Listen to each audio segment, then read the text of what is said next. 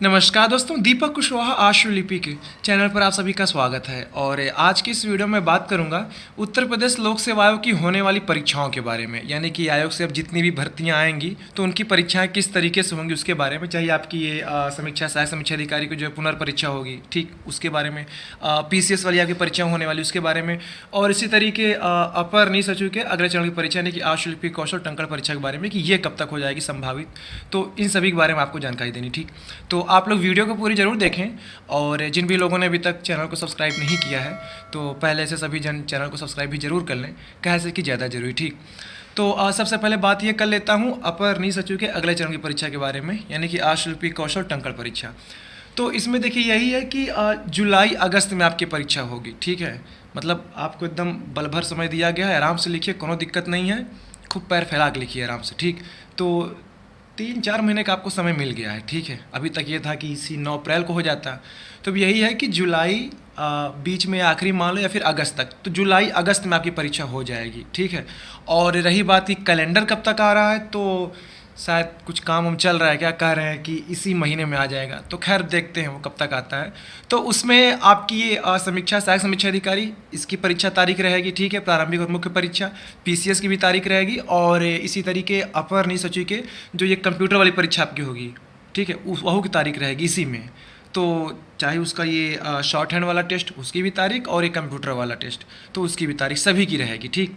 तो पूरा विधिवत कैलेंडर रहेगा, पूरा सब कुछ रहेगा उसमें, ठीक है। तो देखिए कह रहे हैं किसी अप्रैल में आ सकता है वो, ठीक।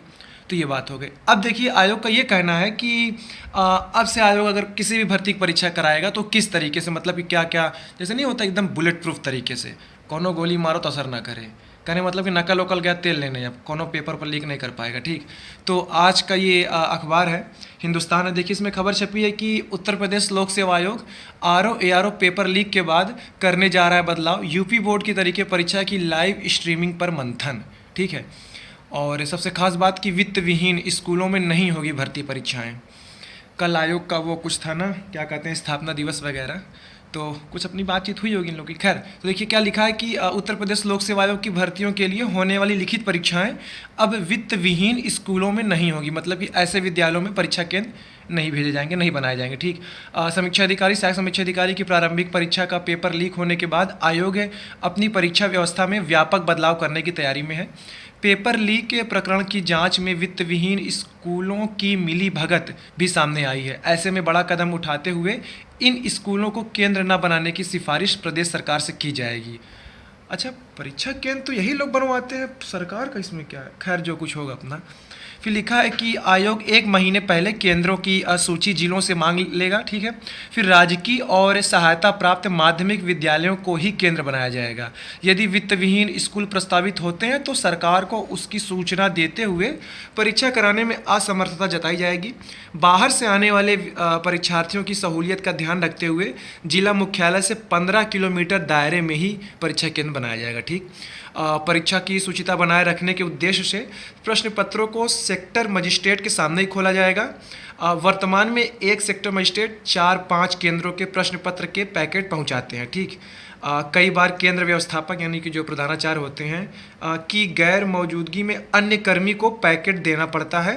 पैकेट पहुंचाने और परीक्षा शुरू होने के बीच जो अंतराल होता है वह समय भी खासा संवेदनशील होता है, मतलब यही समय पेपर ऊपर निकाल उकाल लेते थे ये लोग, ठीक। तो लिहाजा अब प्रत्येक केंद्र के लिए एक एक सेक्टर मजिस्ट्रेट तैनात करने की तैयारी है। वहीं सेक्टर मजिस्ट्रेट कोषागार से प्रश्न पत्र के पैकेट लेकर स्कूल पहुंचेंगे और अपने सामने पैकेट खुलवा कर परीक्षार्थियों के बीच बंटवाएंगे। अच्छा, अभी कुछ समय पहले शायद पिछले महीने ये भी पता चला था ना कि कोनो तिजोरी जोरी में या लॉकर वगैरह में रखेंगे कि आयोग से अध्यक्ष सचिव बताएंगे ये लो पासवर्ड खोलो, चुपचाप तिजोरी खोली जाएगी, अंदर से पेपर निकलेगा, एकदम ये लो फौकाली। तो खैर पता नहीं, वो वाला तिजोरी तो कुछ लिखा नहीं इसमें, कुछ लॉकर वगैरह हो सकता हो, कुछ अपना बातचीत। फिर लिखा है कि STF की जांच रिपोर्ट के बाद होंगे अहम निर्णय, मतलब STF वाली जो जांच होनी थी अभी तक देखिए उसका फैसला नहीं आया है। अगर ये सरकार अगर बाबा रद्द ना करते इसको तो फिर अभी तक ये लोग एसटीएफ की जांच का इंतजार करते हैं, तो अभी तक उसकी जांच की रिपोर्ट नहीं आई है। ठीक लिखा है कि वैसे तो आयोग को अभी एसटीएफ की जांच रिपोर्ट का इंतजार है और उसके बाद कई अहम निर्णय लिए जाएंगे, लेकिन इतनी बड़ी घटना होने के बाद से शुचितापूर्वक परीक्षा कराने को लेकर कई बिंदुओं पर विचार विमर्श चल रहा है। आरओ की प्रारंभिक परीक्षा का प्रश्न पत्र लीक होने से आयोग के अधिकारी भी हैरान हैं, क्योंकि इससे चयन की गारंटी नहीं थी और दूसरे चरण में मुख्य परीक्षा होनी थी। ये क्या बात है। आयोग के अधिकारियों को ये कहना है कि 2 चरणों की परीक्षा है, मान लो पहले चरण में नकल करा लिए, एकदम छाप दिए पूरा में पूरा, तो दूसरे में तो आना ही पड़ेगा। बड़ा गजब का तर्क लगाए हैं। अरे जो हम पहले में करा लिएगा दूसरे के में नहीं कराएगा। यही सारी चीज़ें हैं। देखिए कितना गजब लिखा है कि आरओ की प्रारंभिक परीक्षा का प्रश्न पत्र लीक होने से आयोग के अधिकारी भी हैरान हैं, क्योंकि इससे चयन की गारंटी नहीं थी और दूसरे चरण में मुख्य परीक्षा होनी थी।